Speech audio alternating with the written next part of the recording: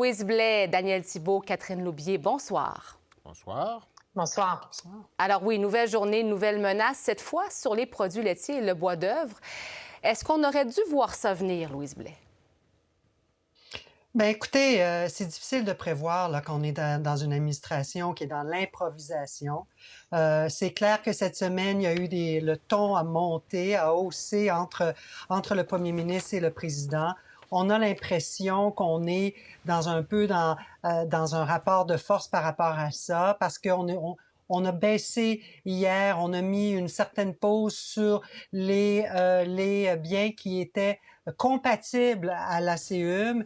Et là, aujourd'hui, comme ça, il fait de l'improvisation. Alors, ça reste à voir.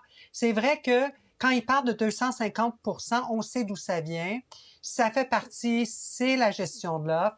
Mais on a négocié une entente avec lui, qu'il a signé, qu'il a déclaré étant la meilleure entente au monde. Et on a augmenté l'accès aux fermiers américains dans le produit laitier au Canada à ce moment-là. Et là, tout d'un coup, hier, il faut être compatible à l'ACUM, puis aujourd'hui, ben non, peut-être pas. Alors, on ne sait pas effectivement sur quel pied danser. Daniel?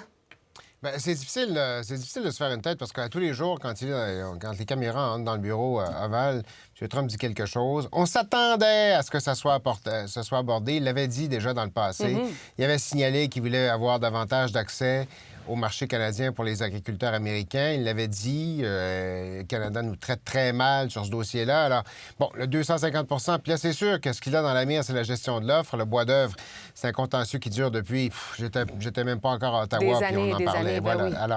Alors, ça aussi, ça fait partie des éléments qui sont des doléances du président. Mais ce que ça dit d'abord et avant tout, parce que ça arrive au lendemain d'un assouplissement, là, alors qu'on donne 30 jours de sursis pour les éléments d'importation qui sont inclus en vertu des règles de l'accord de libre-échange Canada, États-Unis, Mexique. Ce que ça dit, c'est que d'une journée à l'autre, on ne peut pas prévoir ce qui va se dire dans le bureau Oval. On ne peut pas prévoir ce qui va nous arriver. Puis on joue un peu à l'aveugle. Alors, à un moment donné, il y aura ça. Là, il n'y a rien eu encore aujourd'hui. Donc, je présume que, parce qu'il avait dit que ça pourrait se faire d'ici la fin de la journée, ou lundi ou mardi. Bon, voilà. Alors là, on est probablement rendu à lundi ou mardi. Peut-être dans le courant du week-end, sait-on jamais. Des fois, ça arrive aussi. Mais c'est le côté imprévisible de Donald Trump qui complique les choses pour le gouvernement canadien puis pour les gens d'affaires ici, évidemment. Oui, puis c'est particulier, Catherine Loubier, parce que même le gouvernement fédéral apprend tout ça en même temps que nous, finalement. Oui, puis Catherine, je dirais que je pense que M. Trump a l'air épuisé de lui-même. Il a peine à se suivre lui-même de jour en jour. Oui, il a l'air épuisé. Mais bon, je pense que, tu sais, puis j'ai parlé à beaucoup de gens à Washington, D.C. dans les derniers jours. En fait, c'est vraiment sa stratégie, c'est de créer le chaos, d'y aller avec force, de faire trembler les partenaires de commerce et pour que finalement, puis, tu sais, mêler tout le monde bien comme il faut pour que finalement, on en revienne, dans le fond, comme mes collègues viennent de le dire, aux demandes traditionnelles des Américains. Bois, lait, auto. On est revenu là. On est revenu là. Alors, il crée cette espèce de tempête-là pour que peut-être le Canada sente et le Mexique, bien finalement, ces concessions-là, c'est peut-être pas si pire que ça, on va y aller. Alors, c'est très différent que d'avoir fait une négociation en bonne et due forme de l'accord de libre-échange qu'il a lui-même signé. Et puis, ce que ça fait aussi en ce moment, je pense, si je peux aborder ce sujet-là, c'est que les compagnies essaient de comprendre. Hein? Et là, elles se disent, bon, il y a une partie des produits qui tombaient sous l'accord, l'ACUM, comme on l'appelle en français, qui n'ont pas de tarifs, et là, qui sont épargnés avec une pause jusqu'au début avril de tarifs potentiellement de 25 % sauf pour le pétrole et la potasse. Il y a une partie des produits d'exportation qui étaient en dehors de l'accord ACUM, qui n'avaient pas de tarifs, puis une partie qui en avait, mais pas beaucoup, ou en tout cas pas au même tarif. Ouais. Et là, on se rend compte que finalement, avec tout ça, s'il va de l'avant, c'est des centaines de milliards de dollars de plus qui seront imposés à des produits qui n'ont jamais eu de tarif ou qui en avaient de 0,1 % là, comme le pétrole, par exemple. Et là, les entreprises se disent, peut-être que je serais mieux de vérifier si, avec des avocats puis beaucoup de démarches légales coûteuses, je ne pourrais pas tomber, moi aussi, sous les produits qui sont couverts par la CEUM. Et c'est ça, je pense qu'on s'en va vers cette négociation-là. Et pendant ce temps-là, les Américains se posent des questions et se disent, mais ça va nous coûter plus cher. Là. Donc, la pression monte sur Donald Trump. Vous commencez à l'entendre, ça, aux États-Unis, Catherine? Ah oui, absolument. Oui. Là, on voit, mes collègues aussi voient les premières pages, on en parlait aujourd'hui avec d'autres analystes. Les premières pages des journaux américains sont de plus en plus la une sur les tarifs. Et les Américains commencent à comprendre l'histoire un petit peu plus. Là, c'est moins théorique pour eux. Ils le sentent, ils voient les chiffres d'emploi, ils se disent ça va me coûter plus cher. Ils commencent à comprendre que la facture va être du côté américain. Et pendant ce temps-là, le gouvernement fédéral maintient la ligne dure. Justin Trudeau en début de semaine. Mélanie Joly, hier, à l'antenne de CNN, elle était très incisive aussi. On peut l'entendre, je pense, d'ailleurs, puis on reviendra ensuite. On va l'écouter. Ça s'en vient. Tout va bien. We've been shown too much disrespect by the Trump administration at this point, calling us a 51st state, calling our prime minister governor. This is not only a personal issue between Prime Minister Trudeau and President Trump. It's way more than that. It is much more than just the political rhetoric. It is a fundamental threat. I have to tell you, it is really, I'm like, my mouth is dropped, my jaw is dropped. Here is a major ally with a common border, and you're talking about having to defend yourself against America and talking about separating yourself. Est-ce que cette attitude de combattant, de combattante pour la ministre, mais de combattant pour le gouvernement fédéral, Louise Blais, ça peut nous nuire au point où ça dérange Donald Trump? Oui, en fait, je pense qu'on peut peut-être se permettre ça cette semaine. Là, il y avait des choses qu'il fallait qu'ils soient dites, mais je pense qu'il va falloir tourner la page assez rapidement. On le voit, même les Américains eux-mêmes font la couverture là, dans leurs plus grands journaux de cette conversation-là qui a été très, très dure cette semaine, des choses qui ont été dites. Alors, je pense va falloir laisser les Américains faire leur propre travail. Puis comme Catherine faisait mention, les Américains se lèvent. Mike Pence, aujourd'hui, a fait la remarque que le libre-échange avec les alliés, c'est important pour les États-Unis. On voit de plus en plus vraiment les républicains se positionner favorablement par rapport au libre-échange sur notre continent. Alors, je pense que là, à un moment donné, il va falloir mettre la pédale douce parce qu'effectivement, il ne faut pas aller jusqu'au point à... Puis là, je pense que c'est un peu ça qu'on vit aujourd'hui avec la réaction du président. C'est qu'il y a une réaction personnelle aussi qui se fait. Je suis d'accord avec ce que Catherine dit, mais d'un autre côté, je pense que c'est un homme que si on le pique, il réagit. Alors, on va avoir un nouveau chef libéral, un nouveau premier ministre dans quelques jours. Et là, il va falloir voir si on change de ton un peu. Mais moi, je suis d'accord qu'il fallait dire certaines choses. Mais maintenant, laissons les Américains avoir le débat parce qu'ils ragent en ce moment. L'inflation, maintenant, la Fed a dit que l'inflation allait augmenter aux États-Unis. Alors, on voit vraiment l'inquiétude s'installer. Puis je pense que c'est ça qui va vraiment favoriser notre position plus que nos déclarations à nous. Vous m'amenez...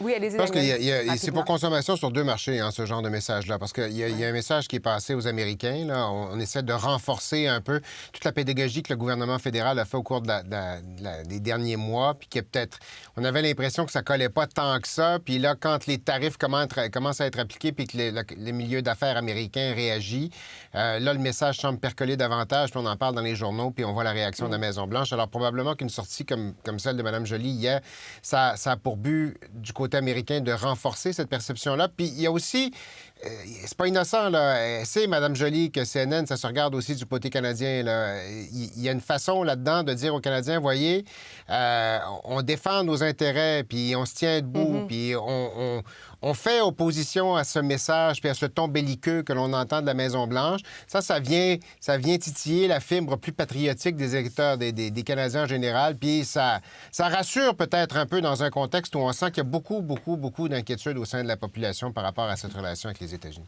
Puis, tout ça s'aligne alors que Justin Trudeau en est à ses derniers jours en tant que premier ministre. D'ailleurs, on va aller écouter rapidement. Il tient actuellement une rencontre avec son comité spécial là, Relations Canada-États-Unis. Et puis, c'est sûrement une de ses dernières rencontres. Et il a salué donc les membres de ce comité devant les caméras et ça a donné ceci. C'est un grand plaisir pour moi parce que c'est probablement mon dernier événement public en tant que premier ministre, de pouvoir le faire avec des amis, des gens avec qui j'ai travaillé depuis bien des années pour m'assurer que le Canada et le Québec continuent d'être forts et sur la bonne voie pour des années, des décennies à venir. Ça me fait vraiment chaud au cœur et je vous remercie, mes amis, d'être ici avec moi aujourd'hui.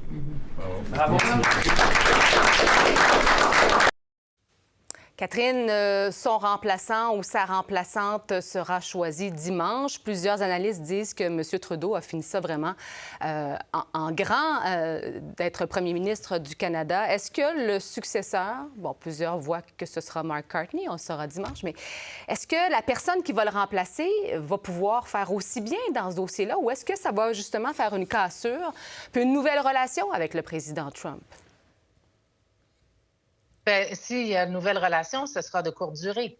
Parce que les Canadiens sont prêts pour l'élection. Oui, voilà. Oui, et voilà, on ne sait pas. La question, c'est combien de temps va durer cette transition-là, mais je pense que tout le monde est assuré que ce sera assez court entre M. Trudeau, M. Carney et Mme Freeland, celui ou celle qui va gagner la course au leadership, on ne va pas présumer. Mais je crois qu'il y a quand même à l'unisson. Et on est à la veille d'une campagne électorale, une campagne de leadership se termine, mais malgré cela, on est à l'unisson, je pense, sur le fait qu'il ne faut pas baisser les bras, il ne faut pas changer de stratégie. M. Poilievre est allé assez fort aujourd'hui en disant aussi, lui, on a moins entendu M. Carney dans les derniers jours, mais M. Poilievre a dit il faut garder nos tarifs tant et aussi longtemps que de l'autre côté, ils nous menaceront avec ces tarifs-là et que ce sera de pause en pause. Ça ne fonctionne pas pour nous. Il faut être là de manière forte. Et c'est la stratégie de Justin Trudeau, définitivement aussi, conseillée par le comité qu'on voit en ce moment. Donc, je pense que là-dessus, on ne veut pas donner de munitions à Donald Trump pour qu'il puisse donner de l'énergie, de l'oxygène à sa stratégie envers le Canada. On veut rester ferme. C'est le mot d'ordre de tout le monde. Louise Blais. Oui, alors effectivement, là, je pense que je m'attends à ce que la ligne soit la même. Et il n'y aura pas tout les antécédents qu'on connaît entre Donald Trump et Justin Trudeau. Alors quand même, ça, c'est clair, parce que ça donne une chance quand même à oui, défendre les intérêts du Canada, mais que ce ne soit pas personnel du côté de Donald Trump. Ça risque d'être utile. Ouais. Mais moi, je m'interroge un peu sur certaines... Il y a une limite sur ce qu'on peut faire et notre réponse sans avoir le Parlement qui siège. Alors, on pense, par exemple, on parle beaucoup d'une taxe d'exportation peut-être sur le potasse, sur d'autres éléments ultra importants pour les Américains. Mais ça prend une loi, ça prend un Parlement qui siège. Donc, là, j'ai quand même ce qui va être intéressant de voir, c'est quel est l'échéancier. Je pense qu'il va falloir qu'il y ait une incertitude par rapport aux dates de quand les élections vont se tenir, parce que on est vraiment dans une crise nationale, on peut le dire, et il faut un leadership. Et ce qui m'inquiète, c'est que si on se retrouve dans une campagne électorale immédiatement, que je comprends qu'il est nécessaire dans bien des sens, elle va se faire sur Donald Trump. Toutes sortes de choses vont être dites. Ça ne sera pas propice nécessairement aux bonnes relations, à tourner la page. Alors, c'est une période assez lourde, assez difficile. D'un côté, on n'a pas de Parlement qui siège. D'un autre, on a besoin d'un mandat, un gouvernement avec un mandat.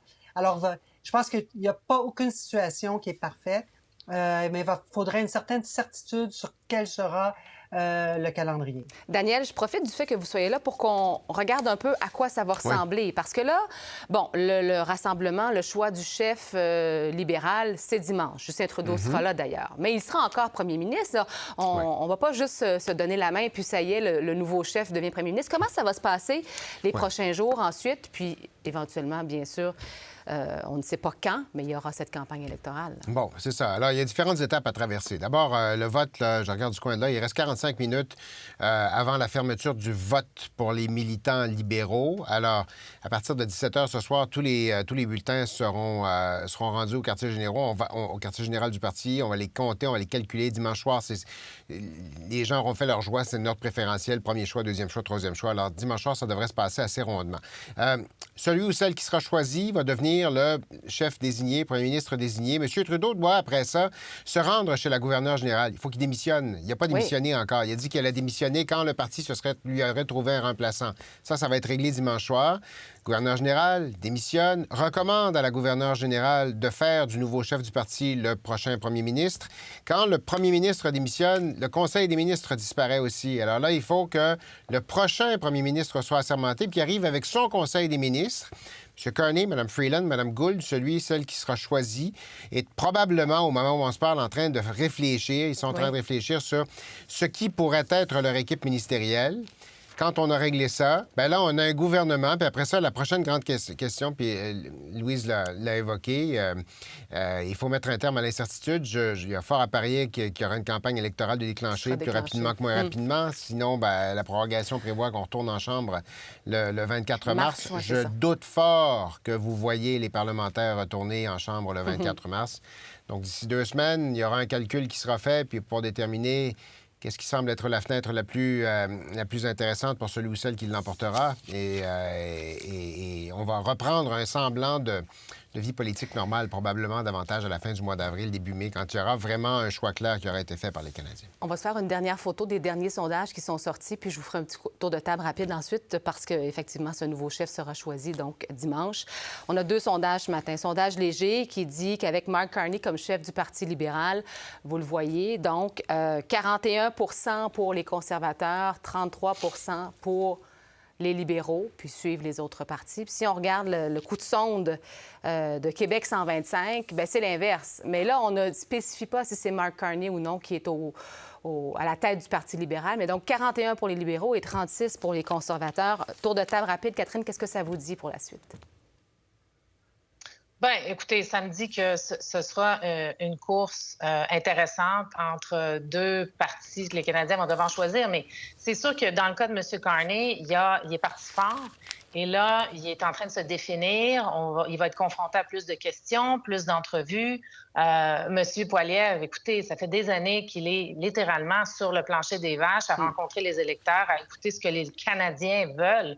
Alors, pour moi, il a une longueur d'avance énorme en termes de ce que les Canadiens s'attendent de leur premier ministre. Donc, M. Carney va être confronté et, évidemment, il a été visé par des attaques des conservateurs et je pense que ça ne fait que commencer. Je crois qu'il n'a... Ah oui, ça va se poursuivre avec beaucoup d'énergie, beaucoup d'argent, y compris sur les conflits d'intérêts ces derniers jours. Oui, ce matin, ça a duré 15-20 minutes au moins les attaques sur Mark Carney. Daniel?